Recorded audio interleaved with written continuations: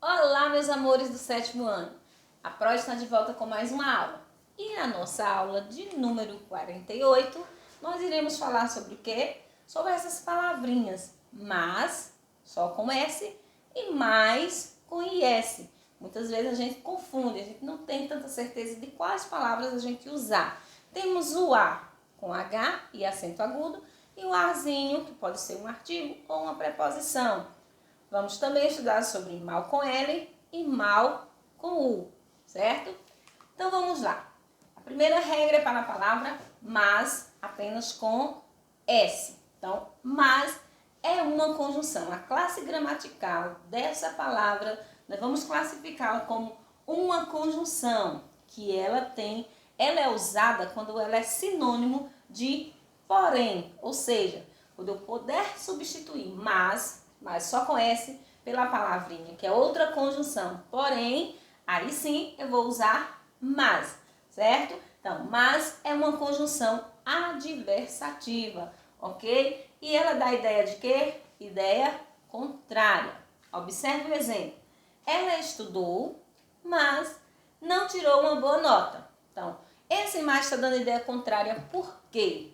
Porque se eu estudo, todo mundo diz, Pro, quando estuda bastante, Pro, eu só tirei essa nota, mas eu estudei tanto. Então, houve algo contrário, não é? Então, se eu estudei bastante, o que era que eu esperava? Tirar uma boa nota. Mas ocorreu o contrário. Eu não tirei uma boa nota. Então, esse mas que dá a ideia contrária é uma conjunção adversativa. Então, sempre que você quiser indicar uma ideia contrária na outra frase, você vai usar o mas sem o i e o s, só com s. Agora é a vez do mais com is. Mais é o quê? É um advérbio de quê? De intensidade. Indica o quê? Indica quantidade, certo? E para você saber se vai usar mais com is ou só mas, o mas com s você pode substituir por porém. Já o mais é o contrário de quê? De menos, certo? Então é o contrário. Enquanto o mas com s é sinônimo de porém, que equivale a porém, o mais com is é o antônimo, o contrário de menos. Observe aqui, ó. Você precisa cuidar mais da saúde, certo? Então esse mais aqui está indicando quantidade, ok? Então, mais é um advérbio de intensidade.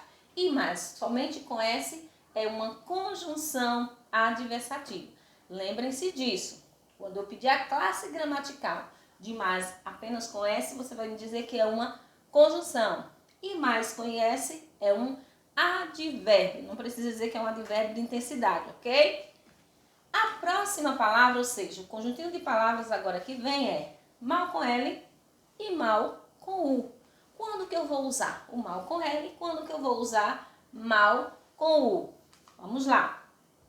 Primeira regrinha para mal com L. Mal com L, a classe gramatical dele é o quê? É um substantivo e é antônimo de bem.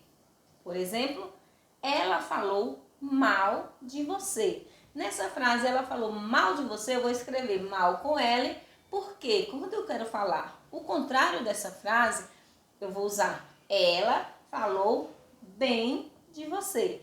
Observe que bem é o antônimo de mal com L, é o contrário de mal com L. Então, sempre que numa frase eu vou usar a palavrinha mal e essa palavra eu puder substituir por bem, eu já sei que eu vou usar mal com L, certo? Agora vamos para mal com U. Em mal com U, enquanto mal com L é um substantivo, mal com U é o quê? Um adjetivo, certo? Classe gramatical de mal com L, substantivo, e classe gramatical de mal com U, adjetivo. Qual é? E mal com U é antônimo de quem? É antônimo de bom, certo? Quando eu vou colocar em uma frase mal com U, é só substituir. Eu vou fazer a troca de mal por bom. Se eu puder substituir por bom, aí sim eu uso mal com U. Observe o exemplo.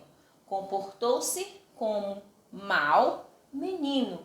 Então, esse mal aqui não seria mal com L, porque eu não posso dizer comportou-se como bem menino. Então, aqui eu posso substituir o mal com U por bom menino, ok? Então, sempre que eu puder substituir a palavrinha mal por bom, aí eu vou usar o mal com U. Se eu puder substituir por bem, eu vou usar quem? Mal com L, que é um substantivo, ok? Agora a gente vai estudar sobre A com H e A sem o H. O A com H vai vir acentuado.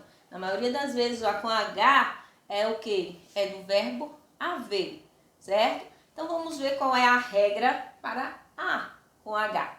Observe que eu digo, ó, há um problema aqui. Esse há um problema aqui vai ser usado o A com H e acento agudo, por quê? Porque eu posso substituir pelo verbo existir. Então, sempre que eu puder substituir pelo verbo existir, ou então, se eu observar que na frase está indicando o tempo passado, aí eu vou usar o azinho com H. Quando eu digo há dias, no meu caso aqui, gente, ó, há dias eu estou com a dor do cotovelo. Então, há dias, então, tem muitos dias, né? Então, tempo passado. Então, há dias que não o vejo. Então, se há dias que não o vejo, está indicando o tempo passado. Então, esse A aqui não é um Azinho sem o H, não. É A com H e acento agudo, ok? Então, recapitulando, o A com H e acento agudo eu vou usar sempre que eu puder substituir pelo verbo existir, no caso aqui do exemplo. Existe um problema aqui. Aqui eu poderia colocar o verbo existir, mas não coloquei. Eu coloquei há um problema aqui. No outro exemplo está indicando o tempo passado, que já passou, ok? Agora vem o Azinho, só o A sozinho. Ele é usado quando? Para indicar tempo futuro, enquanto o A com H indica tempo passado, o Azinho vai indicar o quê? Tempo futuro. E também é para indicar distância. Quando eu digo São Paulo fica a quilômetros de Petrolina. Quando eu digo a quilômetros de Petrolina, esse aí vai ser só o Azinho, não vai ser o A com H, porque está indicando a distância entre São Paulo e Petrolina. Então, observe aqui, ó. Daqui a pouco, tudo passa. O daqui a pouco, não é aqui nesse momento, nem o que já passou. Daqui a pouco ainda vai acontecer. Então, está indicando tempo futuro. Então, aqui eu vou usar o Azinho, não é o A com H. E também indicando distância, minha casa fica a alguns metros da escola. Então, aqui está indicando a distância da minha casa, que fica bem aqui, para a escola. Então, esse Azinho aqui, eu vou usar o A normal, que vocês conhecem como ou artigo ou uma preposição, ok? Entenderam?